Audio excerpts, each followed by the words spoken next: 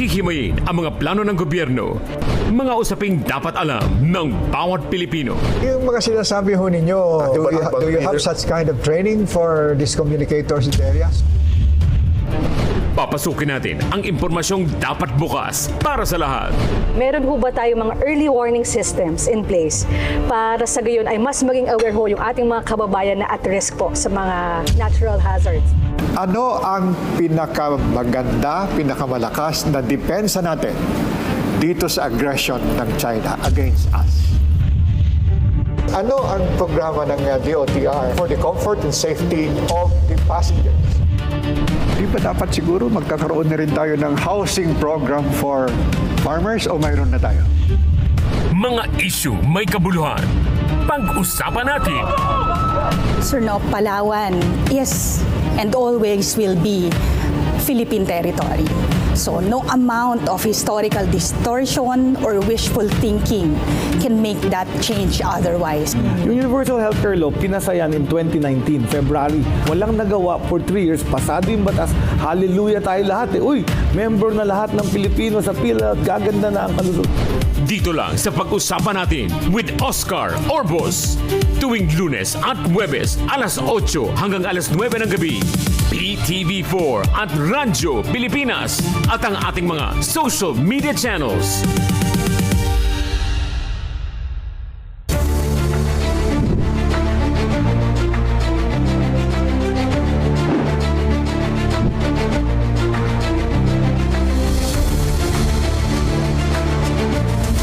Ang programang ito ay natutuon po sa inyo.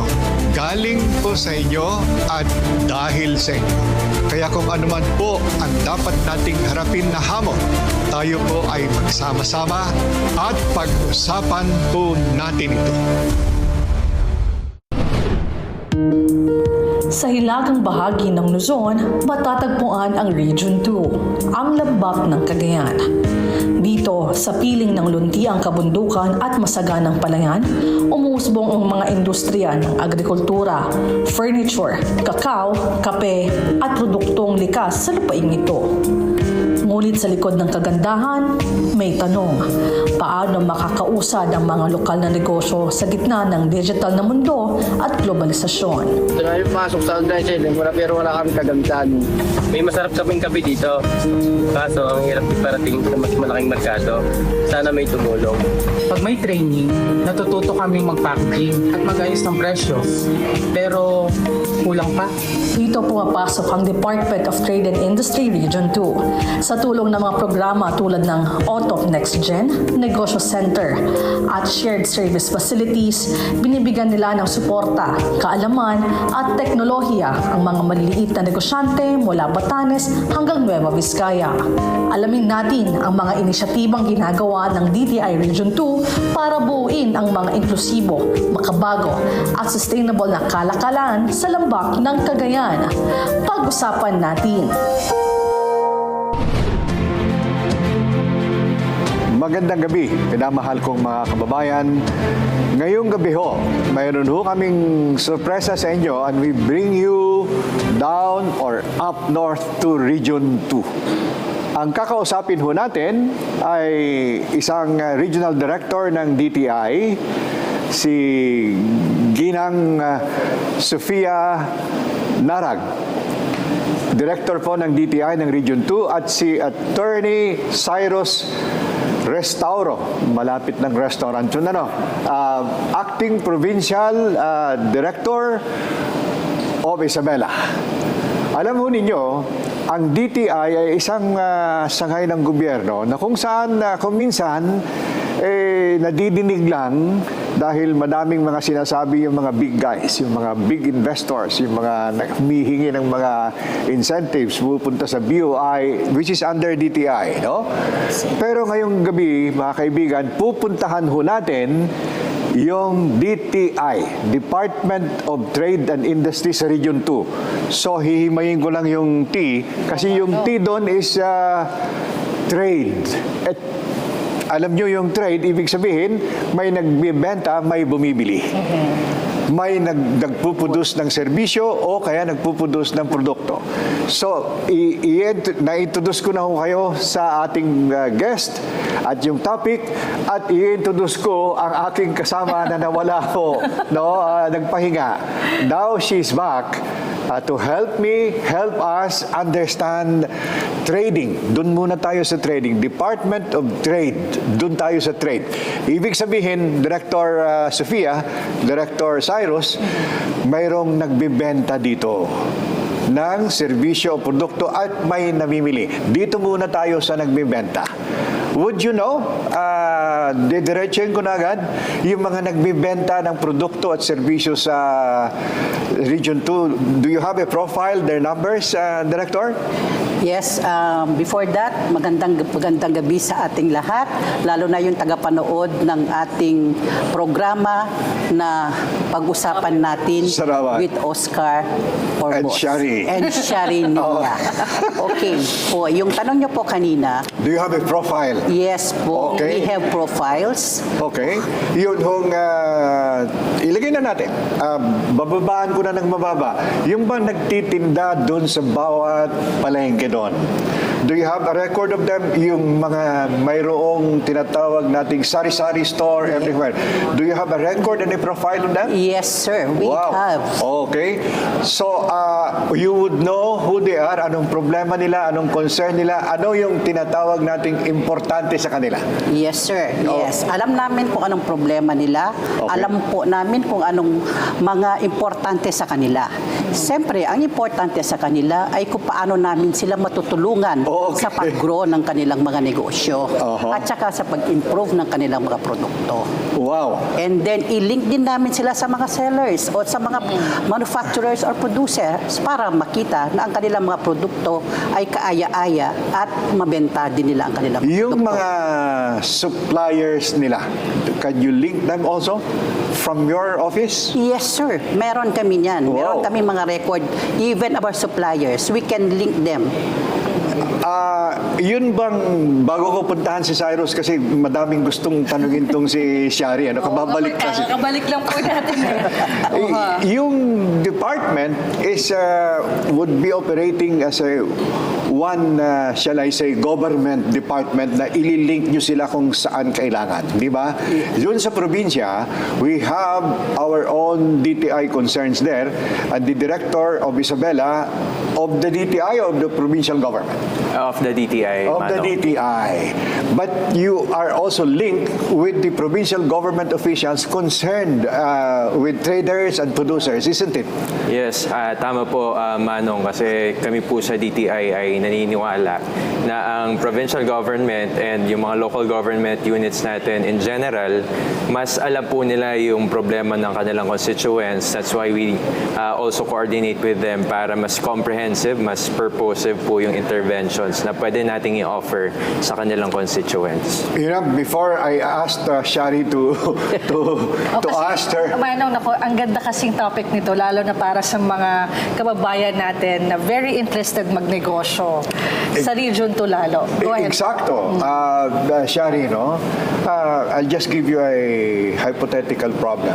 Ako ay producer, madami kaming kasoy. No?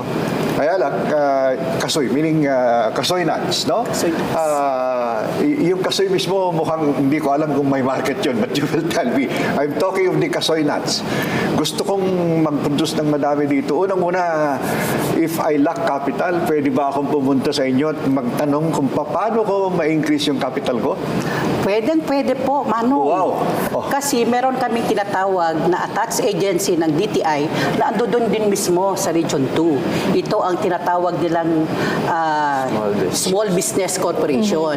Sila po yung nagpapautang sa ating mga negosyante para mas makatulong doon sa kanilang negosyo. In other words, going back to my concern, tutulungan niyo ako lumapit doon and I will prepare all the requirements so that baka naman pwede akong makautang ng tama sa kanila. Yes, so tulungan ka pa rin namin mag-prepare sa mga requirements. Pumunta lang kayo doon kasi online na Bayan. And then, meron kaming point person there para tumulong na sa inyo. Sabihin nyo lang kung anong gusto nyo, kung anong loans ang gusto nyo para sa startup or para sa big na negosyo. A little bit of training for my accounting and my, shall I say, auditing requirements.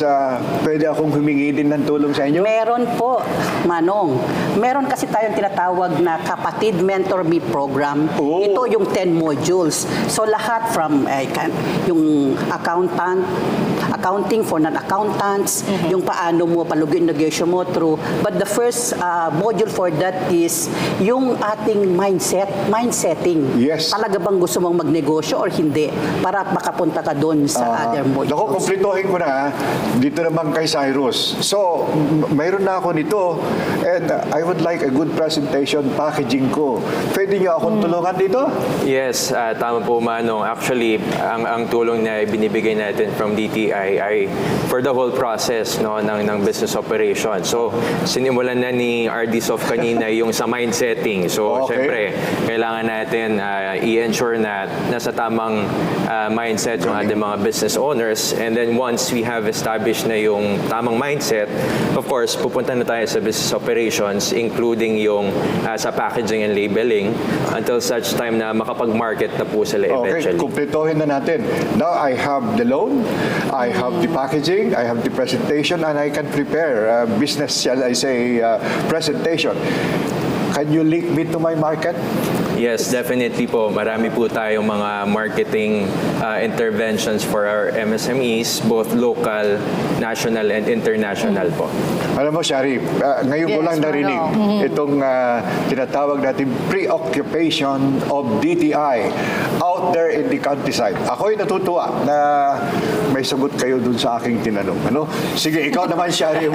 Sa totoo lang po, this is a very special episode for me because we are interviewing my aunt, the RD Sof is actually my tita. And si Attorney Sai naman, Manong, kasabayan ko sa Student Council noong araw na pakatagal sa University of the Philippines. UP Bagong, ano? UP Bagong rin, Yes, si Attorney Sai. Actually, ang nakita kong support ng DTI Region 2, Manong, buong life cycle Mula sa mindset. Actually, that's a new concept to me at nakakatuwang malaman. Kasi may iba na, gusto nila, pero are they really ready? Do they have the mental resilience to continue with their businesses? No? Baka pwede pong mas mahimay natin. How do you do that, RD? Paano natin inaayos yung mindset ng ating mga kababayan sa Region 2 para maging magagaling silang mga negosyante? Sabi niya kanina may mentoring daw. Aside from that, meron pa po bang iba? Or parang baka pwede natin bigyan ng mas malinaw na picture yung ating pong mga viewers. Yes, please. How do we do this mentoring program? Yes, of course, meron muna kaming tinatawag na business advocacy. So, ginagawa namin is really to, hindi lang kami sa opisina. Ang ginagawa namin is really, meron kaming mga negosyo centers for each municipality. Doon mismo, kinakandak namin yung mga training. Ano yung mga pangangailangan talaga ng ating mga, yung would-be negosyante pa, at saka mga negosyante na. So, yun, ini-start namin yan. Tama nga. So, ginagather namin sila. And then, we place them in one seminar na. So, ano ba, pinoprofile namin sila.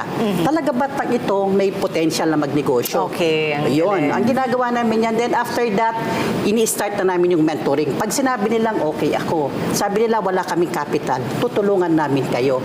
Sabi nila, paano namin i-start ang business. So, meron kaming seminar. Yung first is how to start a business. Wow. So, entrepreneurial seminar. Gusto ko na yan, Manong, mag-enroll. Alam mo, dadagdagan ko lang. Kung ako'y nasa Dubai at ako'y OFW, can I write to you, DTI Region 2, at pag-uwi ko dyan, gusto kong mag-start ng business dito, what do you recommend? Ano ba ang gagawin ko? Do you have that kind? Yes, we have.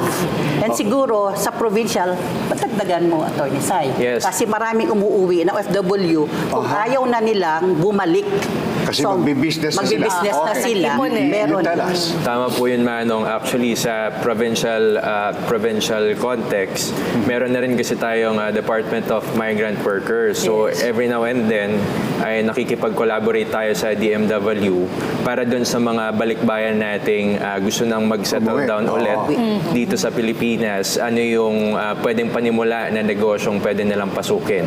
So, tayo ay nagsisilbi bilang resource persons sa mga DMW activities para matulungan natin yung OFWs na makapag-settle dito sa ating bansa. Just on that, so immediately you can communicate with me. If I'm in Dubai, I'm OFW, you will now tell me kung ano yung pwedeng of my interest and of my questions. Will that be okay? Tama po, Manong. Wala naman po tayong nire-reject, wala tayong dinedeny na kahit anong request. Basta makita natin yung legitimacy ng ating requestor, yan po ay tutugunan natin. Supposing I asked, ano si tingin mo? Anong papasukan ko dito? Pandesal, kasoy, or whatever. You have a set of recommendations? Meron ka? Yes po, we have a set of recommendations. But of course, depende po yan sa konteksto ng lugar na gusto niyang puntahan. Let's say ako'y taga Batanes. Ano yung pwede kong i-market as in development? Natatawa si Sophie. No? Kasi people think of Batanes, hindi nila alam masyado kung ano yun. But there should be special products and shall I say, items in Batanes. Mayroon ba? Tamang-tama, Manong, kasi na-assign po ako as an acting provincial director sa Batanes. And siguro ang isa sa mga recommended industries na pwedeng pasukan ng ating mga OFWs ay yung sa tourism. Tourism. Okay. So sa tourism, syempre, every now and then ay may mga turista tayo na pumapasok at gusto ng mga turista yung mga dekalidad na mga produkto, pasalubong, yung serbisyo na yung experiential, kumbaga, no, mahalaga yan sa ating mga consumers. So pwede nilang pasukin yung tourism establishment, whether for service and product. Okay, just one special food item na pag sinabi mo ito, parang sa Pangasinan, pag sinabi mo bukayo, ay Pangasinan Yan, yun. yan. Yes. Pero dito sa Batanes, ano yung special item na pwede nyong i-recommend na i-process, i-develop ng mga new businesses? Naku, Manong, ayoko pong ayoko mag-stick sa item lang kasi gusto ko at least dalawa yung gusto ko sabihin. Dagdagan mo pa rin. Dadagdagan pa ni RD later on. But pag Batanes po kasi ang binabanner talaga niyang commodities ay yung wakay na tinatawag nila. Wakay. Local term po siya for sweet potato. Wow! So, aside from wakay, ay meron din po sila yung flying fish or ibang na tinatawag. May dadagdag daw si Sophie. Aside from that, alam niyo po, Manong, Shari, ang Batanes ay very rich dun sa tinatawag nating garlic. Okay. Very good ang kanilang garlic. So, pinaprocess nila yung Garlic chips. Garlic chips. And then, pinapackage. Maganda yung pagka-packaging niya. So, dinadala dito. In fact, marami kami dito ngayon sa katapos Sana nga nagdala kayo ng... Meron. Yun, maganda. Meron silang magandang packaging at very medicinal daw to. Yung garlic. Ito ang dalawa yun, Batanes, sweet potato, and garlic. Tatlo man kasi may flying fish. May flying fish O, pa. binanggit si attorney. Pero palagi ko po, while napakarami natin nabibigay na trainings, I stick yung ating mga kababayan. Okay. Interesadong malaman, libre ba ito? Magkano ba ito? Paano kami... Services nyo. Yes. Libre po ang aming malinaw na pa-training. malinaw. Malinaw na libre po yan. Yung KMME kasi or kapatid mentor, yung the package of training, the 10 modules for you to really start a business or you want to go into business. Yan po kasi ito yung parang masteral subjects ng modules from AIM. Kasi yung ating mga mentors dyan are coming from the different, even from UP, from Ateneo, and sa Go Negosyo. Excuse me, kung I go through that training, siyempre, umuwi na ako, tiga Dubai ako. Now, I'm starting business somewhere in Batanes. At I went through yung training na sinasabi nyo, bibigyan nyo ba ako ng certificate dyan? Of course. And I can use this for some requirements, for some degree later? Baka pwede. Ano? Baka pwede. Baka pwede. Pag Yes. din si Shari. Yes, oo. Actually, yung trainings kasi Manong, maganda rin talaga siyang pag-usapan.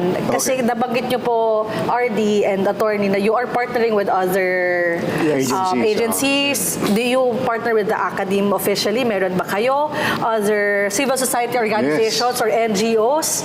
May partnerships ba tayo with them? Yes, we have sa academe. We have from Cagayan, we have from CSU State and Isabela University. State Universities and Okay. even private institutions. So, research and development, yung aming Ayun, partnership very namin. important. Opo. Then MOA with how really to improve the products.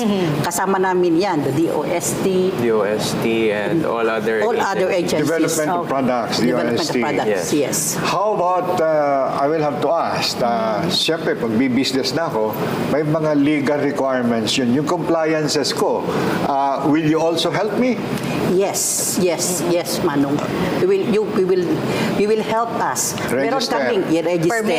Permits, And everything. And even we have the food development program for food products. Ito yung sa good manufacturing services and then sa halal. Oh, yeah. Yan ang sinasabi. Kasi we are also would like to penetrate not only International domestic market. but international market. Alam ho ninyo, kung ginagawa nyo ho ito lahat, and I'm sure you are, ito yung mga super men and super women ko. Tama no? po. Because you deal directly with the, Yes. the population down there. Hindi ko lang iiwanan yung Batanes. Opo, sige, favorite ni Mano yung Batanes. You will Okay. have to think. Kasi baka magalit sa akin yung ibang probinsya doon. Anong special items ng Cagayan? Mamaya, Cagayan, Quirino. ang Quirino ay Isabela. Isabela. Ano pa? Diba, Vizcaya. Vizcaya pa. Vizcaya. Naku, magagalit sila sa inyo. You have to have special items to develop, Yes. to interest all our people, especially those coming from our overseas workers. Sige siya. Ano-ano mga produkto ito? And we are not limited to food, no? Yes. So, baka pwede nating Pwede ba ito? share sa ating mga kababayan. Dali. RD. No? Yes, I'll start then. For Isabela, we have the Enabel. Enabel. The Enabel. Ito yung weaving. Abel. Abel. Which is in Ilocano, cloth, no? Cloth, yes, we have that in Isabela. It's very good, Enabel, maganda na lumuven. And then ito ay ine-export na rin. Oh, In wow. fact, ongoing siya andyan sa Manila Fame. This is good for garments and Garments. for yung kumot. Yes, sir. And then table runners, Okay. bags, yun sa Isabela. And for Quirino, we have the ube powder. Ube. Ube powder. Mahal yun. Yes. But For ice cream, no? for ice cream, yes. And For food ice cream- items. Oh. Food items. We have the ube powder and it's already penetrating the international market. US, we have Japan, and we have Europe. Ube. That's from Quirino province. And another very good is the fossilized flowers. Fossilized flowers. What about Vizcaya? Do you have... Vizcaya, of course. Vizcaya is known for their oranges, fresh produce. We have the vegetables, the Mga citrus. fruits. Sa Vizcaya. alam mo, Shari, ako, this is a message of hope to many of our people. Kasi kung minsan, parang madilim na lang lahat yung mga ating kinabukasan. Mukhang hindi From Batanes to, I'm just talking of Region 2 There are so many opportunities for our people and you, the government, you are ready. Sabi nga ni Shari, may bayad yan? Wala. To help our people be in business. Correct? Manong, RD at PD, I know marami tayong gusto pang Madami. itanong at pag-uusapan, no? Pero yung ating talakayan ay mas palalalimin po natin yan sa pagbabalik lamang ng pag-usapan natin. Just to emphasize, no? Kung ako po ay isang, let's say, businessman, matutulungan niyo ba akong magtinda online? Kanina off cam, I was asking RD and PD kung paano naman sa mga schools, meron ba tayong mga fair din sa mga eskwela, lalo na yung students. So meron ba tayong mga ganong avenues for the students to learn more about doing business, and of course, para rin magpa-showcase yung kanilang sariling creativity.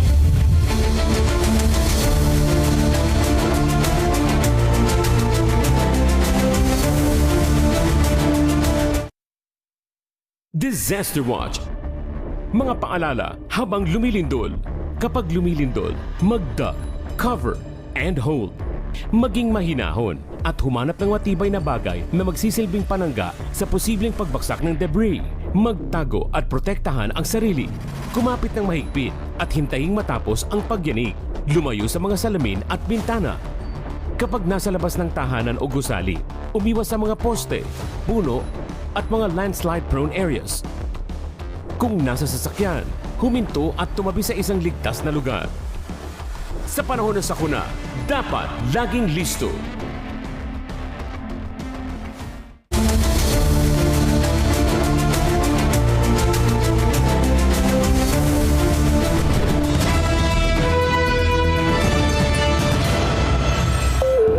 Sa ilalim ng mga programa ng DTI Region 2, pinibigyan ng libreng pagsasanay ang mga MSMEs para sa product development at innovation. Tinuturuan din sila ng digital skills mula online marketing hanggang e-commerce para makasabay sa bagong merkado. Paano po kaya kami matutulungan ng DTI para mas mapaganda ang aming produkto? Pwede po ba kami matulungan ng DTI kung gusto namin magbenta online? May tulong ba taga DTI sa amin sa taga-probinsya para masenso? At sa pamamagitan ng market programs, nagkakaroon ng pagkakataon ng mga lokal na produkto na maipakita sa buong bansa at maging proudly Cagayan Valley. Ayan, narinig natin yung tanong ng ating mga kababayan on the street. At ito po parang nasagot nyo na kanina, but just to emphasize, no? Ano ho ang pwede nyong maibigay na tugon sa kanilang tanong kung ako po ay isang, let's say, businessman, matutulungan nyo ba akong magtinda online? If I am, let's say, from Region 2, from Isabela, you can help me sell my products online? Sige nga, Cyrus. Tama, Manong Meshari. Kami po sa DTI ay handang tumulong para doon sa mga gusto mag-venture doon sa online selling. No? Iba't iba yung assistances natin, Manong and Meshari. Una sa lahat, syempre, kailangan natin tugunan yung connectivity. No? Kasi wala namang online selling kung wala namang internet connection. Kaya naman tayo ay nakikipagtulungan sa Department of Information Communications Technology para makapaglagay ng mga accessible Wi-Fi doon sa ating mga communities. And by the time na makapag-establish tayo sa DTI ay pwedeng i-link yung ating mga yung mga vendors natin, yung mga producers, yung mga gusto magbenta online doon sa possible marketing platforms. So sa DTI, we can advertise through our Facebook pages, and then also other online platforms. Meron din tayong mga contacts with those Cyrus, Shari, immediately I will, supposing lang, talagang balang bundok lahat yung mahirap maglagay. Can you not set up, maybe you can, and you should, a center na kung saan, dun ko na lang i-online yung aking mga produkto, tapos yung mga gustong bumili, dun din nila ilalagay. Right there where you will actually create this online connection. Is that possible? Tama, Manong at saka Meshari, possible po yun. And katulad ng nasabi ni RD kanina, meron naman tayong mga negosyo centers in our communities, in every town and cities, no, they can actually take this up, no? So they can take this up. Every town talaga, Attorney Meron and RD, meron tayong negosyo center. Yes, meron tayong negosyo center. That's nice to hear. Yung isang tanong, Shari, is a farmer. Can you help me improve my product, Director? Senator? Yes, pwedeng-pwede po, Manong. Sa amin sa DTI, meron kaming tinatawag na Comprehensive Agrarian Reform Program na ang ating mga empleyado din ay yun ang ginagawa nila to really help the farmers improve their products. Anong ginagawa nila? Tinitignan nila, ang kanilang beneficiaries are the farmers. And ang ginagawa nila, pumupunta sila mismo doon sa farmers. And tinitingnan nila kung ano ang pangangailangan ng ating mga farmers. And then, actually, marami na pong magandang nangyari dyan kasi sila mismo ang tumutulong sa product development. Product development. Kasama pa rin yan yung paglolon sa ating mga SBC kung paano nila matutulungan para din sa kanilang negosyo. Ayan, lubos-lubusin ko na ito ha. Since you are actually helping them be linked to their possible, shall I say, buyers. At kayo naman, sabi nyo ngayon, you're going to help them and you are helping them improve their products. Mayroon ba kayong region-wide state fairs o whatever product fairs na kung saan kayo mismo ang umiimbita ng tigalabas, hindi tiga-region 2 na possible buyers? Yes, sir. Meron kaming annual trade fair na tinatawag nating Paday na 5, the branding of Region 2. When we say Paday na 5, ito yung sinasabi, work of hands, gawa ng ating kamay. Paday na 5. So, ang ginagawa natin, it's not, the component does not include only selling. Hindi lang kami pumupunta doon para magtinda. We also bring in yung ating mga suppliers, yung sinasabi nila, business to business, B2B.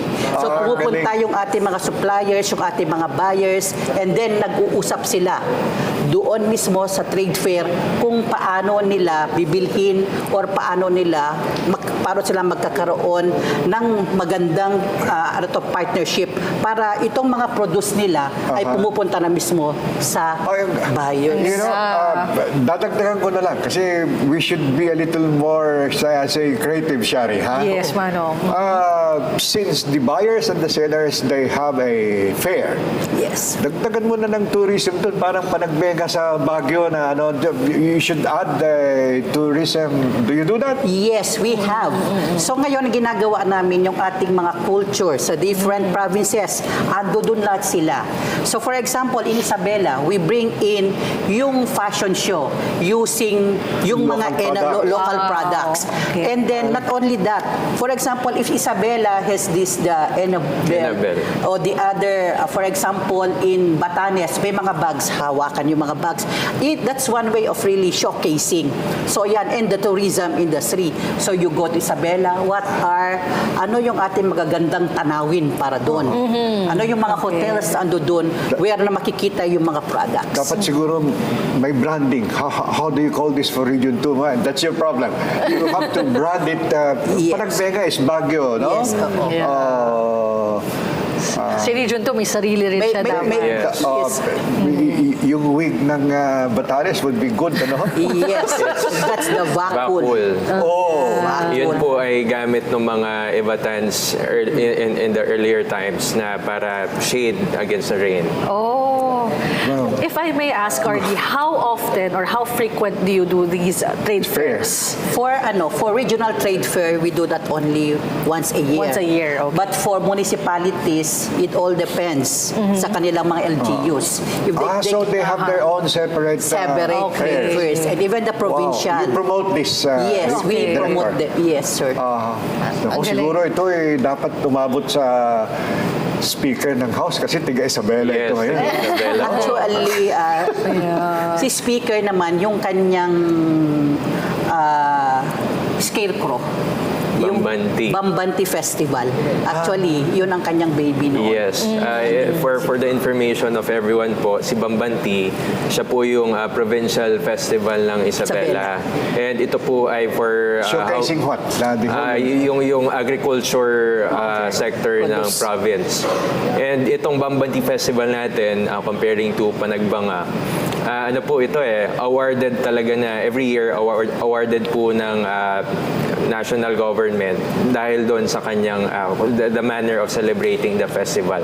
So makikita natin yung quality, yung talagang yung sin-celebrate ng probinsya ay malakihan. So nationally recognized po itong festival ng Isabela. Wow. Manong mag-deep dive lang ako doon sa Please. marketing. So Oh. kanina pinag-uusapan natin yung online marketing, no? And yung struggles nga rin ho sa connectivity. Kanina off-cam, I was asking RD and PD kung paano naman sa mga schools, meron ba tayong mga fair din sa mga Yes. eskwela? Lalo na yung students. I'm sure yung youth ngayon, makukulit ng utak. Yung mga Gen Z, very, very creative. Kaya nga yung student yung nagtanong actually kung pwede ba siyang mag-online selling at kung matutulungan ba siya ng DTI. So, meron ba tayong mga ganong avenues for the students to learn more about doing business and of course, para rin mapa-showcase yung kanilang sariling creativity? Yes, Shari and Manong, we have this what we call as the Youth Entrepreneurship Program or the YEP. Ito ay para sa ating youth, para sa mga estudyante, kung papaano sila mag-business din. So, we conduct this every year. Meron din siyang package. And then, for example, for Isabela, we have already conducted that at our side. Yes, apo. And in addition po siguro dun sa Youth Entrepreneurship Program na nabanggit ni RD, meron din po kasi tayong mga startups sa mga academic institutions. Pag sinabi nating startups, sila pa lang yung nag-explore kung sila may possibility ba na mag-ripen into a business yung endeavors ng ating mga students. Do we give financial aid, if I may, PD? For startups. Meron ba tayong financial aid din for startups na binibigay? Or loans? Not really financial aid, but sometimes you also give livelihood kits. Okay. And then more than the physical items na binibigay natin, of course, yung guidance, yung mentorship na in-offer natin doon sa ating mga incubatees na tinatawag. You know, dadagdagan ko na yung problema nyo. Ano? To add more opportunities to our people. Kagaya yan, madaming inquiries. In the end, we know for a fact na kung organized sila as a cooperative or as a group, they can have access better to funding, to marketing, and to all the others. In other words, they can easily be in a position to comply with certain things. Do you help them organize as cooperatives, as Yes. small business groups? Mayroon ba kayong programa niya? Yes, sir. That's why we encourage them to really organize, because if they are organized, Yes. the more interventions that we can give. So, meron kaming package of interventions, and one of which is the shared service facility. Dapat nag-organize sila as an association or as a cooperative. Cooperative, Kasi doon namin maibibigay yung mga para mas maraming matutulungan. They have better access to all of these. Yes. Wow. And siguro, just a concrete example po, in the case of Isabela, meron pong dumulog sa amin ng mga group of artists. No? Sikat po sila na group of artists sa Isabela, and they are seeking for assistance sa amin sa provincial office. And then we guided them na makapag-register formally sa for an association. And then after which ay nakapagbigay na agad ng outright intervention sa kanila in showcasing their artworks outside of Isabela. You know, I should ask immediately kasi artist ang sinasabi niya.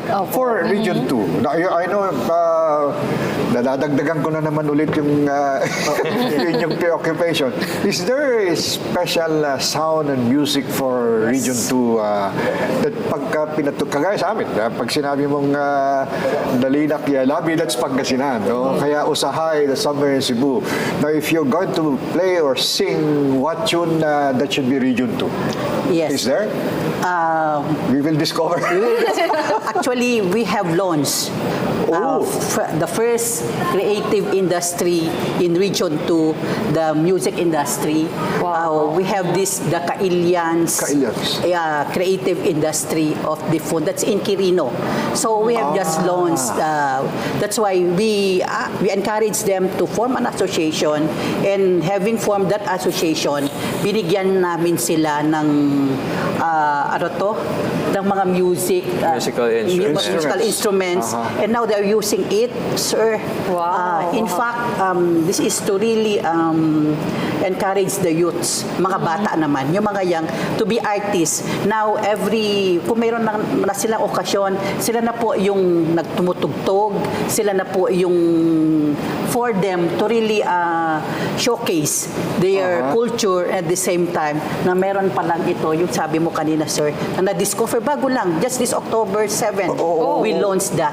Wow. Kasi creative industries, Manong, ang dami nating advocates dyan ngayon. And mostly mga bata, no? So, arts and music. Ngayon, we are talking about showcasing sa province level. We are also talking about showcasing yung products Culture and natin arts, sa labas ng region. No? Pero meron po ba tayong efforts to do it globally? So how do we do that? We can get there. Yes, we can get there. First and foremost. First and Yeah, foremost. pero pagdating po sa global, no, since we're talking about the global stage, may efforts po tayo sa DTI to bring our MSMEs outside of the country.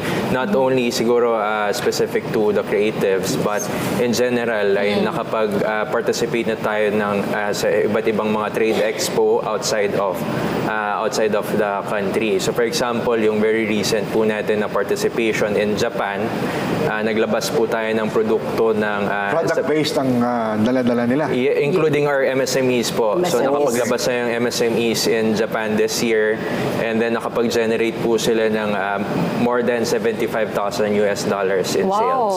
Yes. So patuloy po yung efforts natin na mailabas kasi sayang naman kung product development kami dito sa region na hindi naman natin na ipapakita sa buong mundo kung ano yung meron. Nagugutom na tuloy ako, Shari. Oo nga po. Alam mo, pag sinabi mong pinakbet, Ilocano yun. Ano? Pinakbet. Mayroon bang special dish ng, pag sinabi mong kare-kare, usually it's Pampanga, no? Mayroon ba kayong pagkain dyan? Yes. Madami po. Madami siya. For Cagayan, Pansit. we have the Pansit Batil Pato and Pansit Kabagan. Kabagan. The place where Okay. Wow. Maybe we should visit Punta tayo sa kanila, Manong. Sir, you are cordially invited. No, I have one more question, no? Kasi sa akin, what you have done actually is to bring opportunities to our people. That should be the message of DTI and that should be the mandate. Dadalhin mo yung oportunidad sa mga tao mismo. Yung bang response ng hindi ng local government, but local, shall I say, civil society, the sectors, the churches, are they actually supporting you in this, shall I say, endeavor to bring opportunities to many of our people? Yes. Yes, sir. Yes, Manong.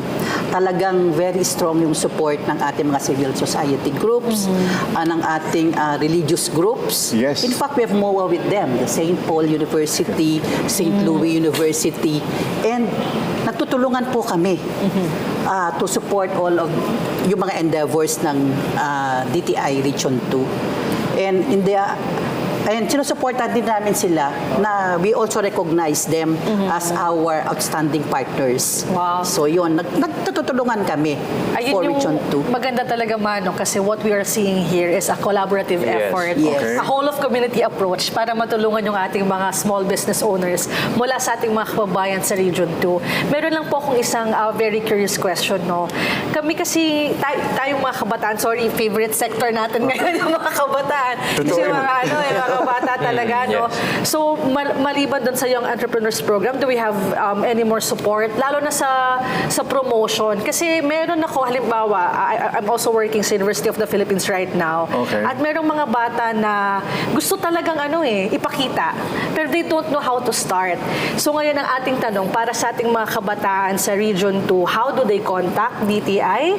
Saan nila kayo pwedeng puntahan na opisina? Paano nila kayo ma-reach? Basically. Okay.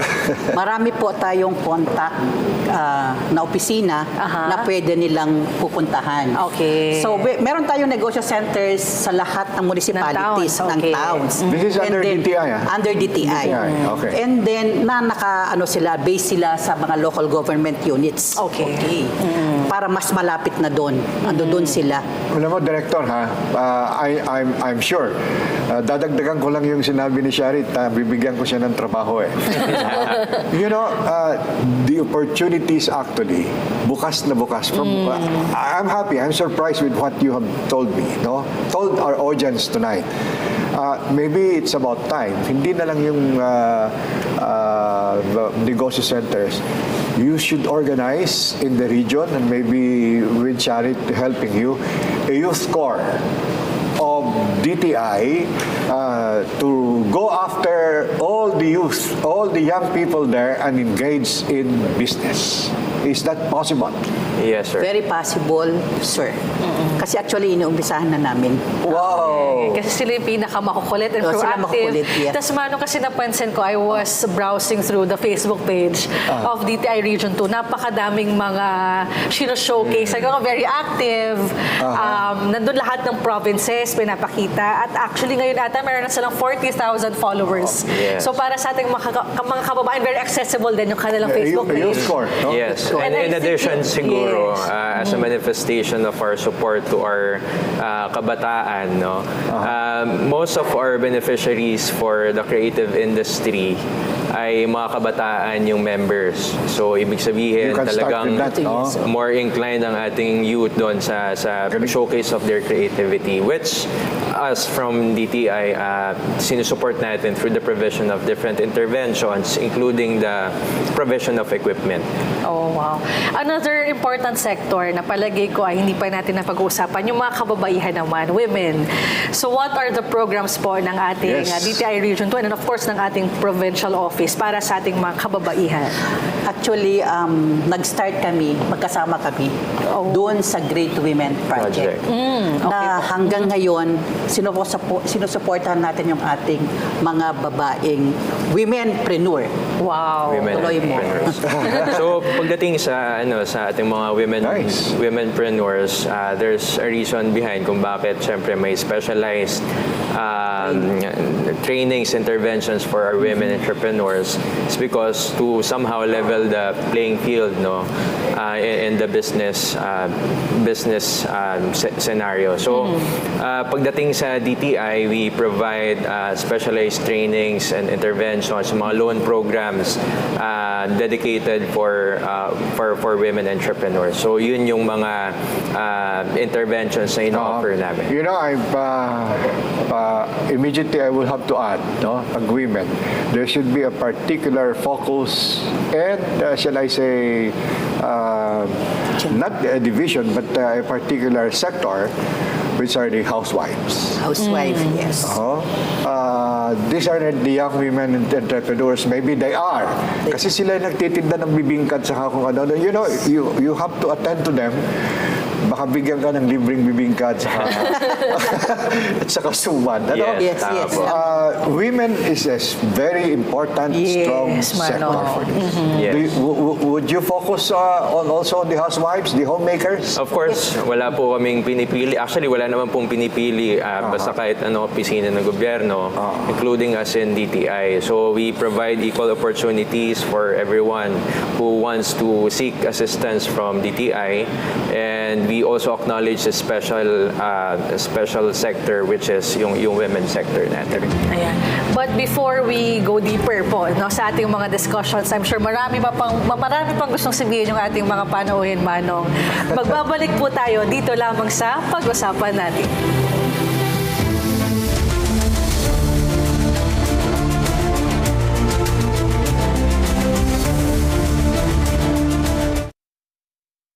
Hatid sa inyo ng National Irrigation Administration ang programang magpapakita ng mga inisyatiba ng NIA sa pagsasaayos at pangangalaga ng sistema ng irigasyon sa bansa. Dahil tubig ang isa sa pinakamahalagang likas na yaman sa mundo. Kaya talina't sumabay sa agos ng pag-unlad sa patubig sa Bagong Pilipinas. Sabado, alas 4:30, dito lang sa inyong pambansang TV.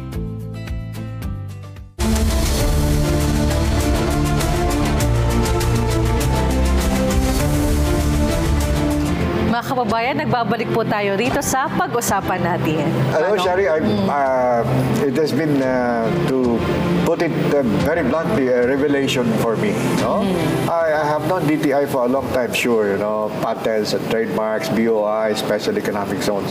But your program, doon sa baba. When I say baba, mas importante yun kasi nandun halos lahat yung ating mga tao. At saka, yung mga nasa overseas, they can easily relate to what you have just stated. Maybe I should ask, just to emphasize, your message to our people, to our audience out there on the plans, the initiatives of DTI to bring more opportunities to the countryside. Sige, unahin natin si Cyrus and then i-summarize ni Director Sofia. Sige, Manong. Ms. Shari, for DTI, siguro bibigyan ko ng pahapyaw na yung outlook natin for DTI in the next coming years. Gusto natin for our MSMEs, for the trade aspect of DTI, gusto natin ang MSMEs natin ay maging globally competitive. When we say globally competitive, of course, dapat kaya nilang makipagsabayan sa iba't ibang mga produkto na makikita natin sa labas ng bansa. Competitive. Yes, and paano natin gagawin to? Ito'y sa pamamagitan ng pagpapaigting doon sa ating mga interventions na ibinibigay sa ating mga MSMEs. That includes yung ating mga mentorship programs, yung mga product development programs natin, up to their marketing stage. So lahat yan ay tututukan natin with the end goal of making our MSMEs globally competitive. Director Sofia? Yes, Manong, Ms. Shari, aside sa sinabi ni Attorney Cyrus, ang sa atin is we really have to support our MSMEs. And sabi nga niya, yung kailangan natin i-level up sila ngayon. Hindi lang yung nakatuon sa domestic na parang okay na yan. Hindi. So actually we have 5 programs na itutuloy natin gagawin. Please. Of course, we have the digitalization and innovation using yung medyo nagle-level up na technology natin. Yes. Second, we have, hindi lang tayo komportable dyan sa isang product. We have the diversification. So aside from products, may mga services na pwede natin gawin. Hindi lang tayo, okay na yan. Hindi. We have to diversify. And then, another is, of course, yung mentoring natin, kailangan na rin natin i-level up. Because kung yung KMME, puro KMME, tingin na rin tayo na mga capacity building to level up and, of course, para mas maraming market reach yung ating mga MSMEs, di ba? You will need more personnel for this? Yes. More personnel, but we can manage. And of course, yung ating mga facilities, yung ating shared service facility, yung mga technology to make them more productive and efficient. And hindi na yung bara-bara na, for example, paano sila mag-manufacture, not only in terms of food, pero yung mga non-food, di ba? Lahat ng pwede nating pang-level up sa kanila. And we go to other, pwede naman pag-franchising na, wag na yung, we look for other means na hindi lang puro trade fairs, puro diba? And with that, because of the support of our LGUs, our partners, the civil society, the religious, lahat po magtutulungan para sa ating mga MSMEs. Ngayon ang sinasabi ko is, kung may mga tanong kayo or may mga gusto kayong gustong gawin pa namin, na gagawin naman namin. Huwag kayong mag-atubiling pumunta sa ating mga provincial offices, sa ating mga regional offices, at sa ating mga negosyo centers. Ang DTI po ay handang tumulong sa aming makakaya because wala naman pong kahit ano po yung request namin because in DTI, there is no wrong door policy. Wow. Ooh, okay. I think we are not going just to thank you. We're going to invite you again for another episode. And this time, we're going to concentrate on not on the traders, but on the consumers. Yes. Consumer protection, which is actually a big mandate of DTI. Yes, because Manong, we have actually two big mandates, which are to enable our business and to empower our consumers. Wow. And, So let me thank you again, Director Sofia, Director Cyrus, and we have to bring you back. Magbabalik po ang pag-usapan natin.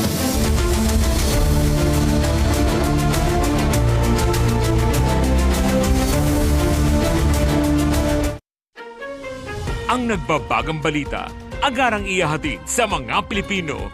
Oras-oras. Narito na ang PTV Balita ngayon. At yan ang mga balita sa oras na ito. Hatid ng mga respetadong journalist ng inyong pambansang TV, Naomi Tiburcio at Joshua Garcia.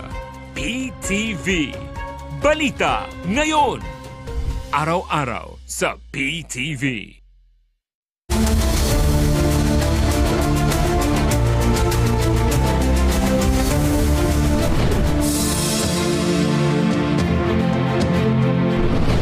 Mga kaibigan, napakinggan ho natin ang Regional Director ng Region 2 of DTI, Sofia Narag, at si Attorney Cyrus Restauro, Acting Provincial Director of Isabela ng DTI. Alam ho ninyo mga kaibigan, yung kanilang mga sinabi kanina, yung mga mensahe nila, yung mga daladala nilang tinatawag nating initiatives ng DTI, doon ho sa probinsya mismo. Sabihin natin dito sa baba, pero hindi baba na ibig sabihin lower, hindi po. Baba in the sense na madami ho silang naapektuhang buhay. Madami ho silang nadadalang opportunities sa ating mga kababayan. Ito po ay napaka-importante at ito po sa akin is a pleasant news. Na kung tayo lahat ay nag-concentrate sa bringing opportunities to our people, wala hong madilim na kinabukasan ng Pilipinas. Importante po ang mga investments na dapat dumating dito. Importante po ang security. Importante ho lahat ito. Pero alam ho ninyo, yung tatanggap ng lahat na ito ay yung ating mga kababayan sa countryside. Kaya yung mga sinabi ho nila sa pagtulong nila sa would-be entrepreneurs, yung kanilang pag-training, yung kanilang tinatawag nating pagtulong sa pagproseso ng kanilang produkto at serbisyo at pag-alok ng kanilang produkto sa iba't ibang lugar. Ito po ay napaka-importanteng activity initiative ng DTI. Gusto ko hong batiin ang ating mga kababayan of the DTI and congratulate you for doing this.